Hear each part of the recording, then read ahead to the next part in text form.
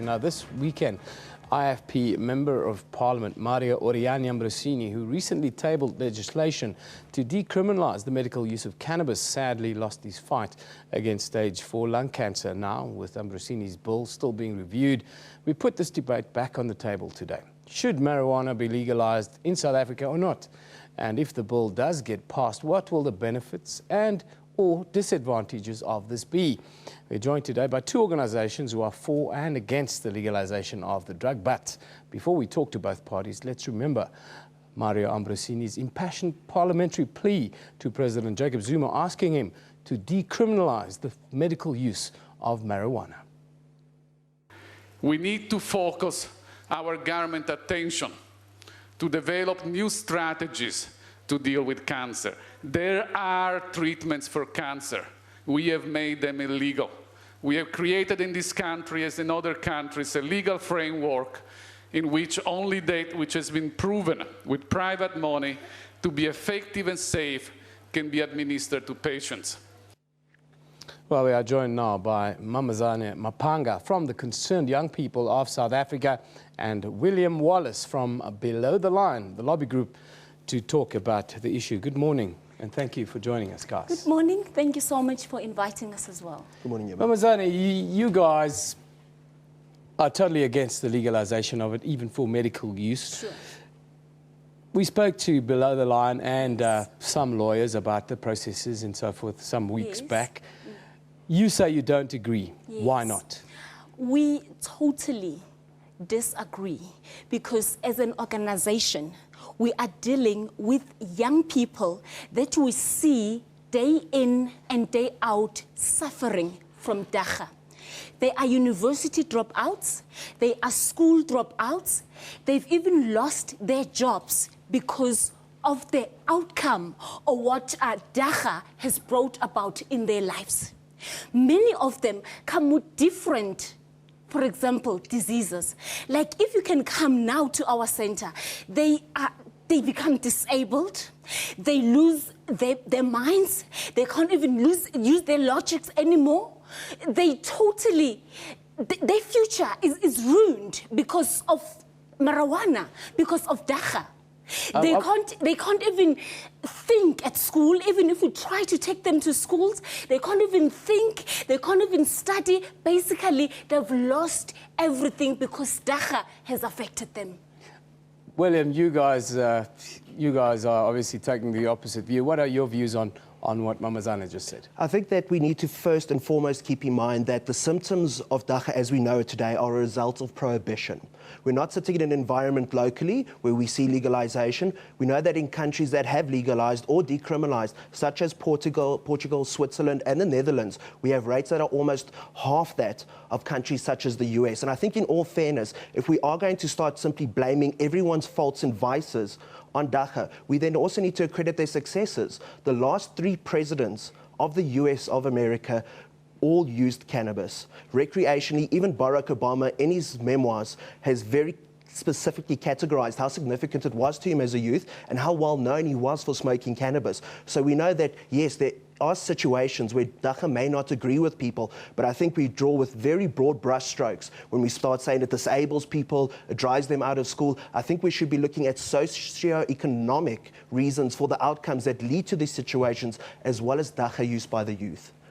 You were saying a little bit earlier that people become disabled and they drop out of school. And so what's the methodology that you're using when you say this? I'm using it because, sir, you know, he can say whatever he wants to say. But as I've said, we have helped about 2,000 young people that've got this problem. So no matter what he's trying... Is it only dagga, marijuana? It is dagga. Dagga. So that is why, as an organization, no matter what other people want to say, but we as young people of South Africa, we don't want dagga whatsoever. We want to better our future. And using dagga is not there to make us better people. Let's talk about the case. We can talk about sugar. We can talk about a whole lot of other stuff that have even worse effects on humanity. I want to ask you about, in this specific case, when we talk about Mr. Mario Ambrosini, the Member of Parliament, yes.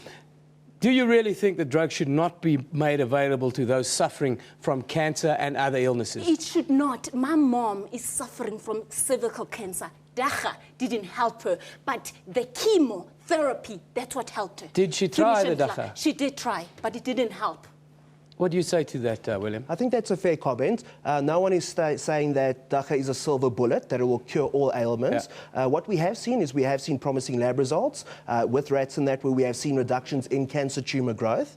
And also, you know, it's a question of application of the dagga. What are the properties we want to isolate and apply? But certainly it is by no means a silver bullet, and no one is saying that. What we are merely saying is that when you are in that situation, you should be afforded the opportunity to make those life decisions yourself. And we know that there are medicinal properties for dagga. We've seen pharmaceutical products that are now registered in the UK, and we know that the US government itself holds a patent on medical marijuana, not a synthetic form of it, the physical plant itself. In the end, Mamazana, Yes. we're talking about a plant that grows naturally, not about a chemical Yes. that's created by man. Yes, I understand. Also, if you look at the trials that have gone around the world, Yes. it's legal in quite a few states in the US and so forth. What do you say to that?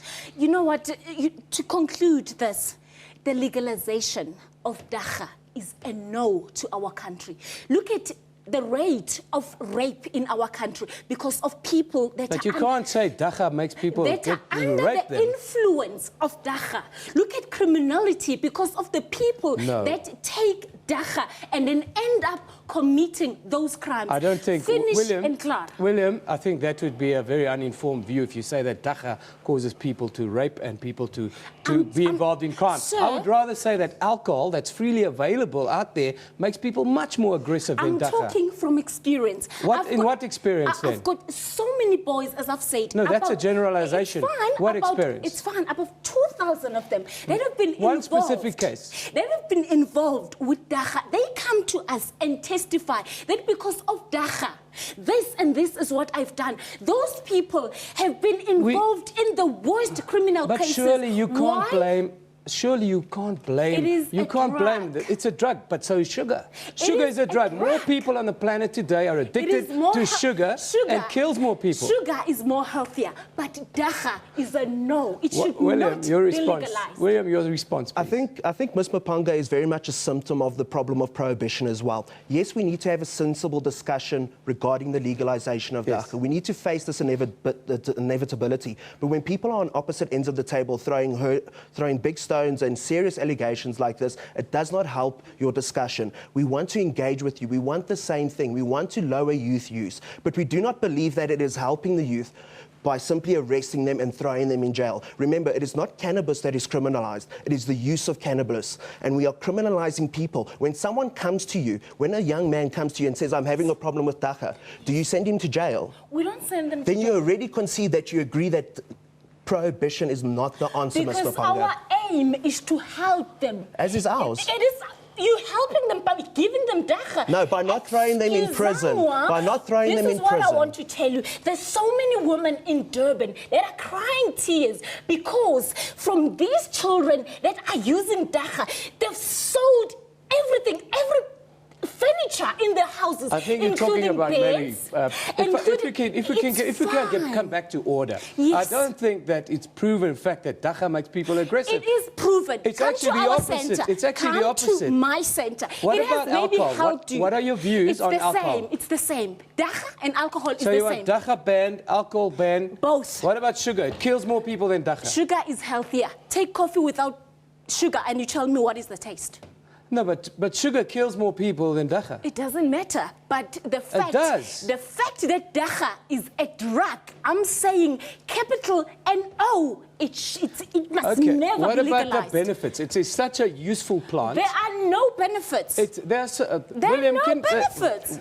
You're getting a little bit irate, my dear. Miss Let's Mapanga, talk about the benefits, and then you respond to those benefits. I think let's begin with the one-word solution, Google. I think we cannot simply claim ignorance in the 21st century. We are well aware that there are industrial benefits, medical benefits. We know that the very foundations of our country are built on cannabis. The very sales that brought civilization legalization across the country were made from cannabis. We know that people have been using cannabis medicinally for many years, and I also get the feeling that you're not even familiar with the history of why cannabis was prohibited. It was prohibited firstly and mostly on racial grounds, both in South Africa and in America. If we look at it, we know that it is a non-toxic plant, is impossible to overdose, and you also make the assumption that I am not aware of the harms of marijuana or drugs as a whole. I was raised by parents who are addicts. No, give me a chance, you've had a nice rant. I have been raised by parents who are both addicts of everything from tobacco and alcohol to crack and buttons, as you would know as mandrax. And I promise you, the first thing that was pawned from our house was for alcohol. Each and every time. But I cannot see how you can propose that we continue to assist the youth of South Africa by imprisoning them. Yes, we do not want young people to use cannabis, but then let us look at first world models where there is evidence, such as Portugal, who for 10 years have decriminalized all drugs, not just dacha, such as the Netherlands with their quasi-legal system, and Switzerland. We have seen reductions to nearly half of that of the youth in these countries, as we do in America with its multi-billion rand annual budget on fighting dacha. There we have a map on screen now of where it is legal at the moment. About half the world in different stages. The surprising one, North Korea, it's completely legal for all kinds of use in North Korea. But I wanted to come back to you, Mamazana. You're very passionate about this, and almost to the extent where you get a little bit angry, and that's acceptable. But what do you say in response to what William just told you? Is it not time for us to take a much more open-minded view around the subject? You know, really, I totally disagree till the end. Because how are you going to control this? Just give me a chance. Because if you cannot control it now, and the people's But how do we control alcohol? We control it very well at the moment. And once you decriminalize something, it's much easier to control, because at the moment it's out of control because it is available under the table, as it were. If you legalize it in some ways, as they have in America, you can control it a little bit better. No. You can't say that you are controlling alcohol, because how many people's lives are being ruined by alcohol? But you can't be a nanny state where you tell people you're not allowed to have a drink, you're not allowed to smoke cannabis, you're not allowed to do this.